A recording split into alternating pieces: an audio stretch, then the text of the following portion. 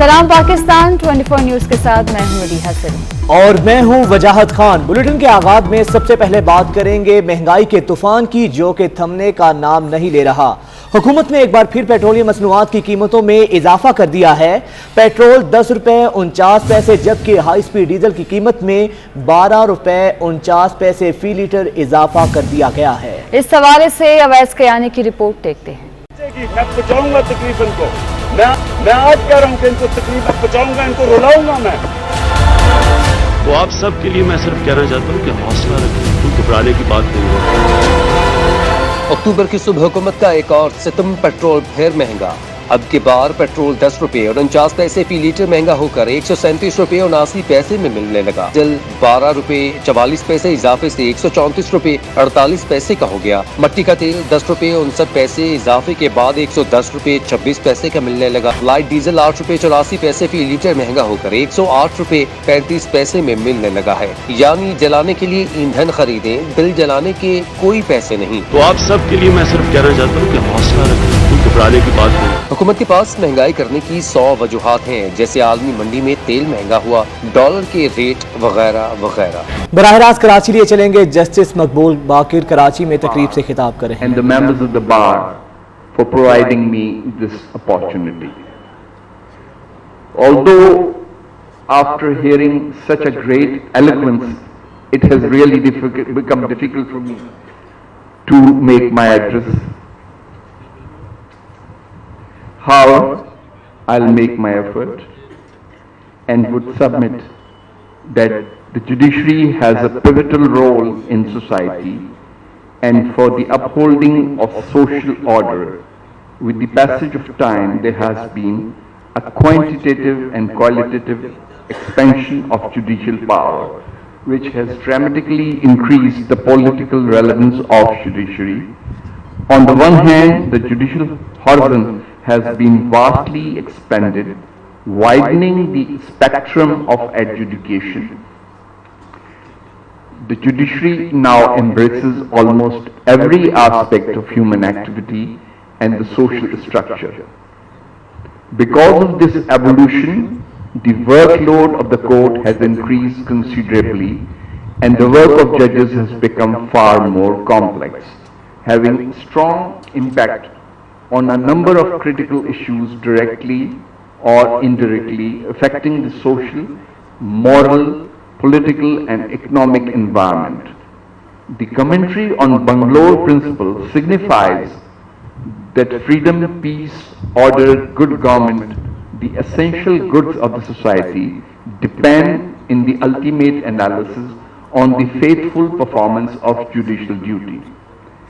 The judiciary has a significant role in achieving and securing socio-economic development of a country and is essentially a fundamental building block of sustaining peace.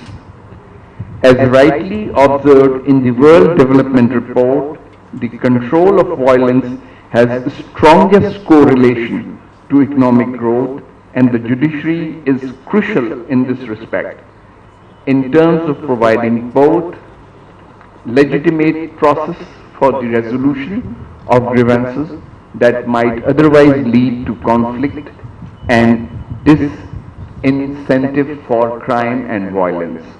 In the words of leading academic authority on judicial independence, Professor Shaman Shetreat, the judiciary has developed from a dispute resolution mechanism to a significant social institution with an important constitutional role, which participates along with other institutions in shaping the life of its community. In a democracy governed by rule of law under written constitution, judiciary is sentinel on the qui vive to protect fundamental rights and to poise even the scale of justice between the citizens and the state or the state entity. Rule of law and judicial review are basics of the Constitution. Under the Constitution, it is the judiciary which is entrusted with the task of keeping every organ of the state within the limits of law and thereby making the rule of law meaningful and effective. Judges, particularly in our part of the world, need to have a keen knowledge of severe disparities and volatility that underpins the ground realities of the society in which they are tasked to adjudicate. They cannot afford to be blind residents of the elite institutions. They should be sensitive to the struggle of the common man, and they should be aware and attuned to the humans that they are applying the law to. They must also be aware of the multiple layers of disadvantage the multitude suffers. The human element is extremely important for the judiciary to be relevant. The more mechanized, blindfolded or high-handed the judiciary, the further away it will be from the application of justice. This is not simply important for the higher task of delivering justice, but also for self-preservation. A people-oriented judicial system is also imperative for the stability and independence of the judiciary and for strengthening democracy. A prominent political scientist notes that Latin American presidents who have targeted the judiciary are seen to have skillfully played on the public dissatisfaction with elite institutions. The judiciary stands between the citizen and the state as a bulwark against executive excessive and misuse or abuse of power by the executive. It is therefore absolutely essential that judiciary must be free from executive pressure or influence which has been secured by making elaborate provisions in Constitution. Independent judiciary is therefore most essential when liberty of citizen is in danger. Ladies and gentlemen, for the judiciary to be effective in delivering justice, it is imperative for it to command public trust and confidence in its ability to do so. The court's power lies rather in its legitimacy, a product of substance and perception that shows itself in the people's acceptance of judiciary as fit to determine what the national law means and to declare what it demands. The court's concern with legitimacy is not for the sake of the court but for the sake of the nation to which it is responsible. As emphasized in the Bangalore Principle, the Judicial Conduct 2002 and United Nations Basic Principles on the Independence of Judiciary, the court's independence, impartiality and professionalism thus acquires great importance for acceptance of their decisions, and if people believe that courts are usually fair and that their decisions are respected by others, then they will accept the courts as legitimate institutions and loot to tamper with them.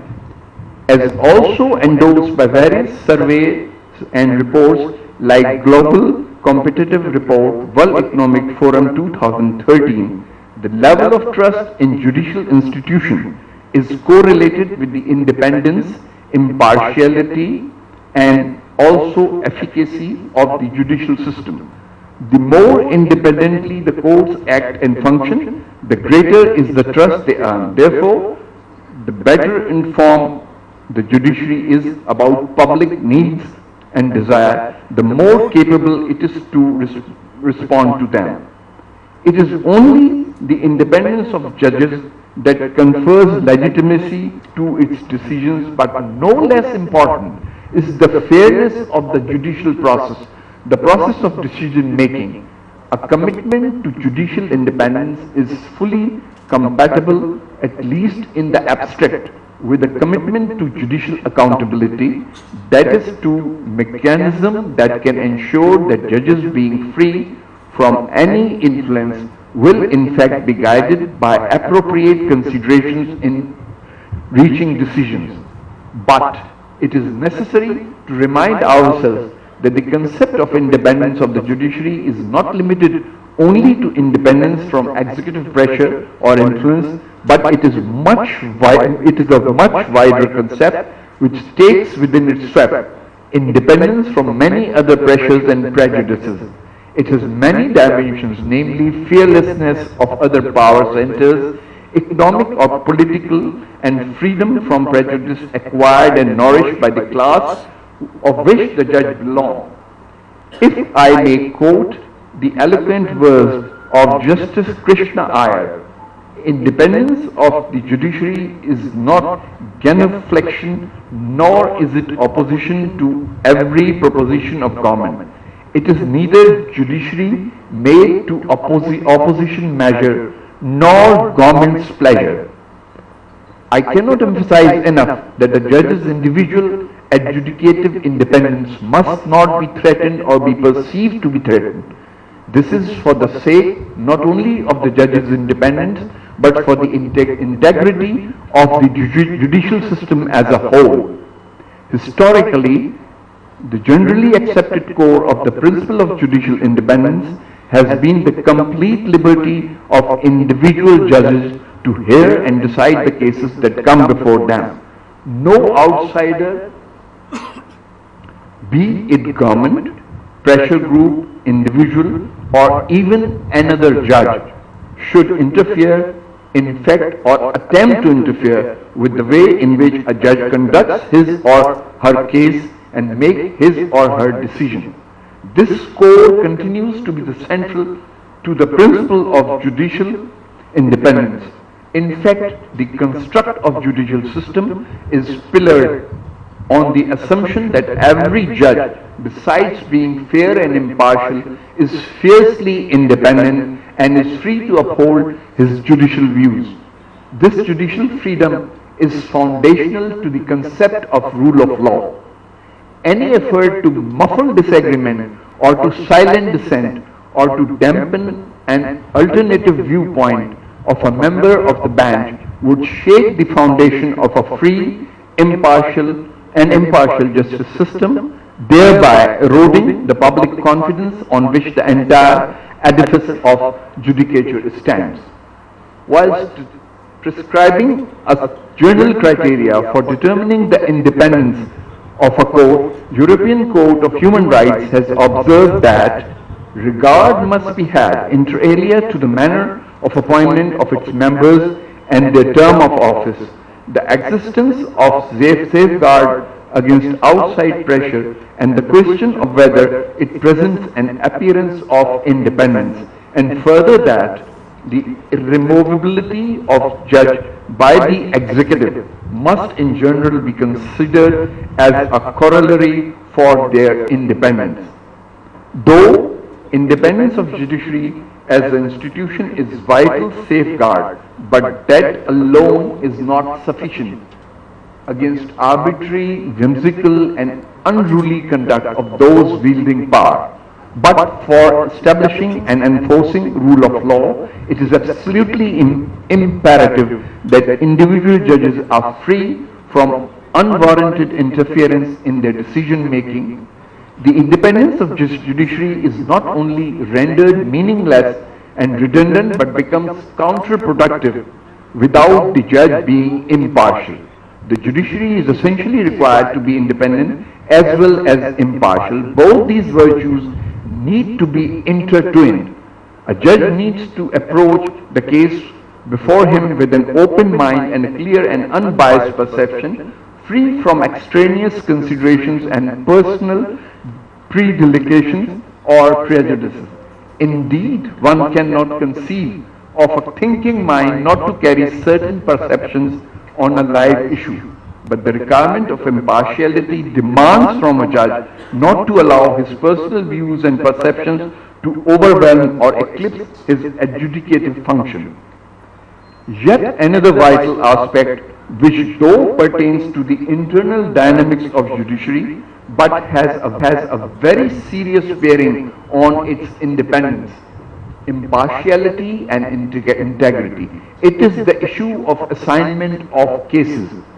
The United Nations Special Rapporteur on Independence of Judges has urged for a fair and objective criteria for the assignment of cases, which would protect judges from interference within the judiciary. The exclusion of a judge from decision making in sensitive matters because of his independent and impartial views and approach, certainly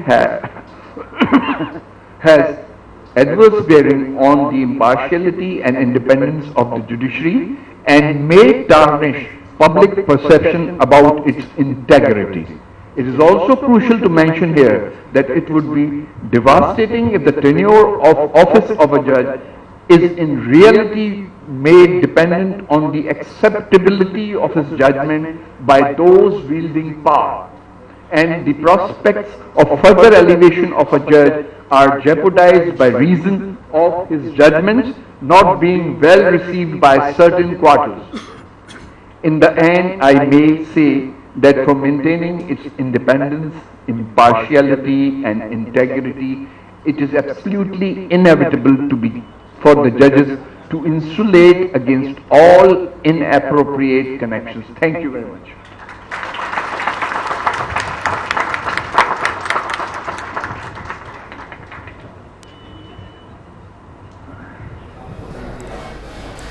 दीगर अहम खबरें भी शामिल करेंगे, लेकिन इस break के बाद।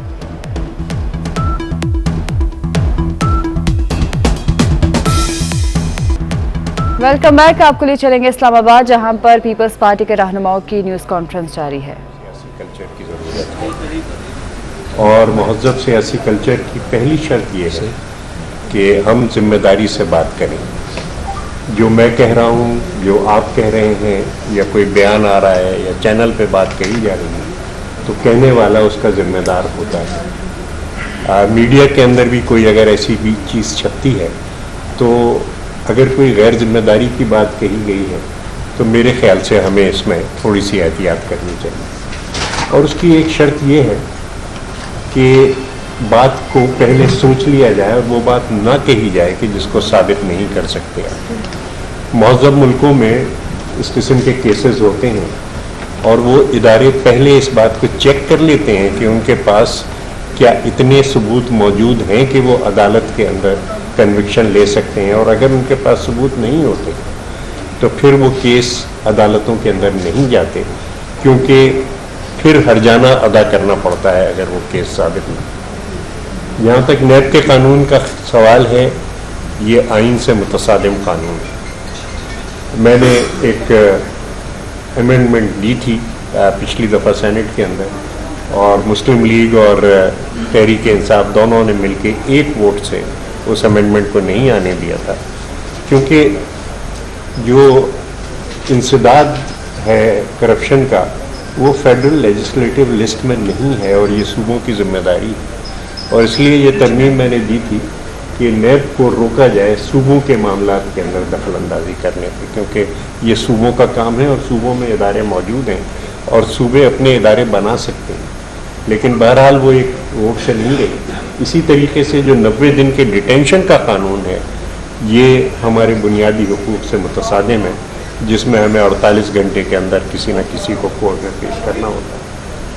करप्शन एक बहुत बड़ा मसला है, लेकिन इस करप्शन को ख़त्म करने के लिए कोई संजीदा काम नहीं किया जा रहा, कोई मशवरा नहीं किया जा रहा कि आपस में मिल के बैठें और कोई तरीक़ेकार ऐसा निकालें कि जिससे निचले से निचले लेवल पे करप्शन को चेक किया जा सके।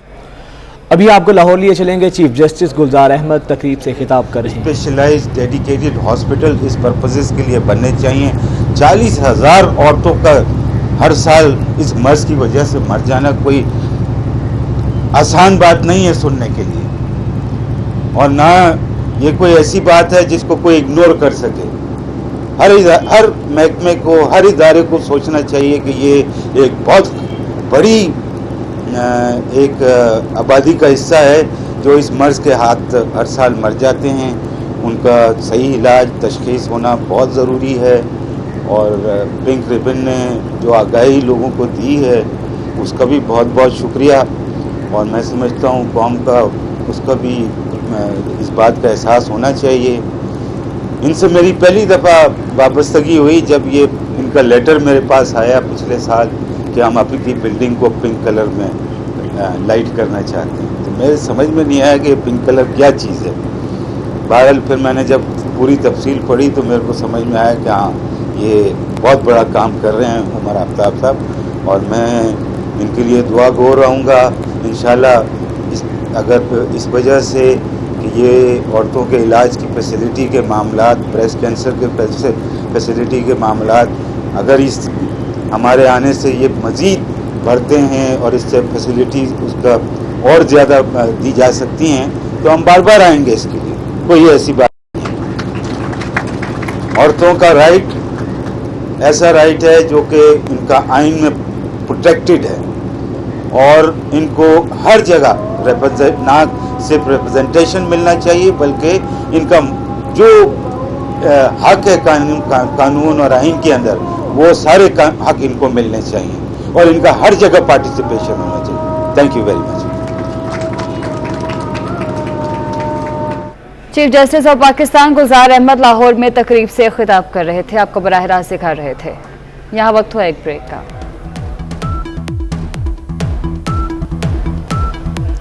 बुलेटिन में खुशामदीद। एक दफा फिर से आपको बताएं कि पेट्रोलियम मसनूआत की कीमतों में इजाफे पर अवाम फट पड़े।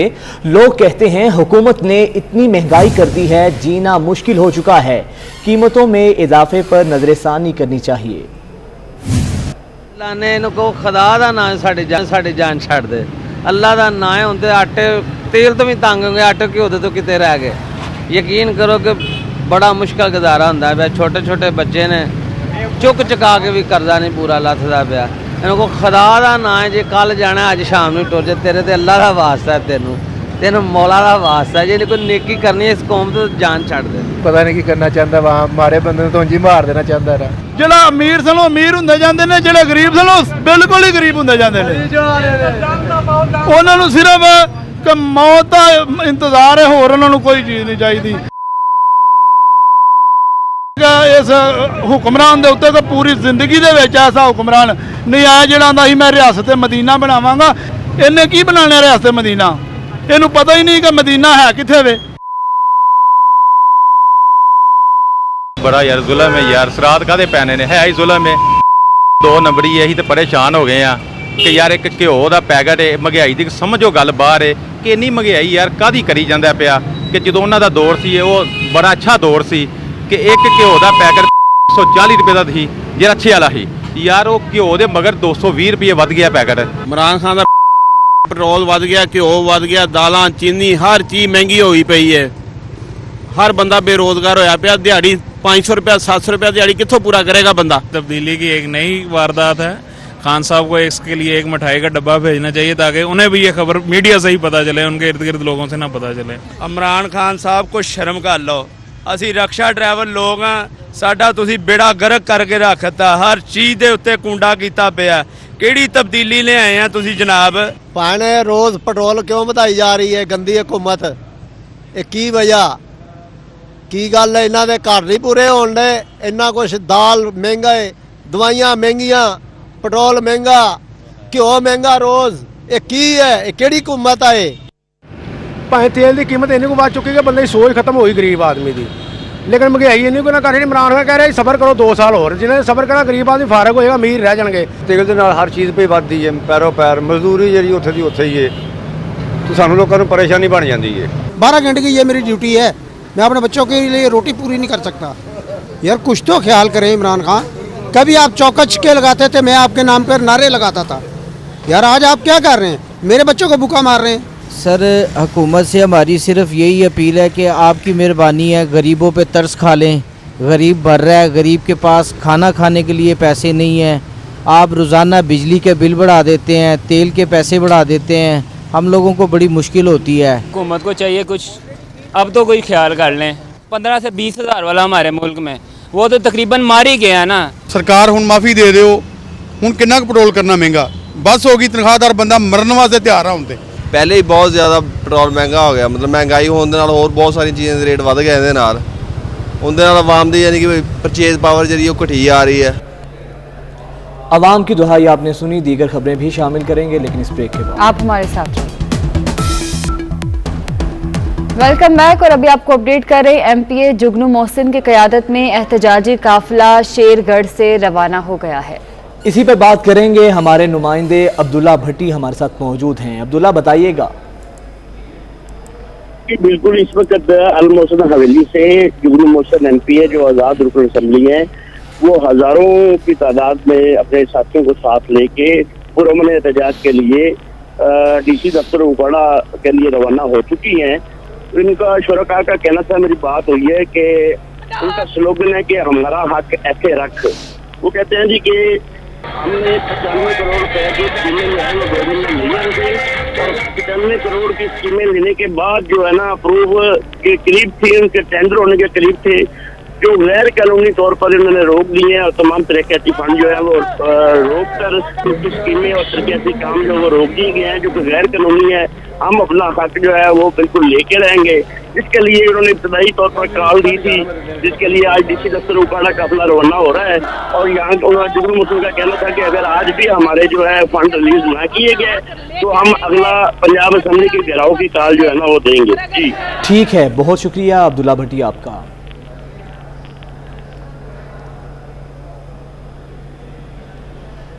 आपको बताएं कि MPA जुगनू मोहसिन की क़यादत में एहतजाजी काफिला शेरगढ़ पहुंच चुका है और साडा हक एथे रख के नारे को अमली जामा पहनाने के लिए आज़ाद रुकन सूबाई असम्बली सैयदा जुगनू मोहसिन करमानी हज़ारों अहलियान इलाका के हमरा DC ओकाड़ा के दफ्तर पहुंचकर अपना एहतजाज रिकॉर्ड करवाएंगी और जुगनू मोहसिन की क़यादत में एहतजाजी काफिला शेरगढ़ से रवाना हो चुका है। न्यूज़ स्टूडियो से फिल वक्त इतना। आप देखते रहिए 24 न्यूज़।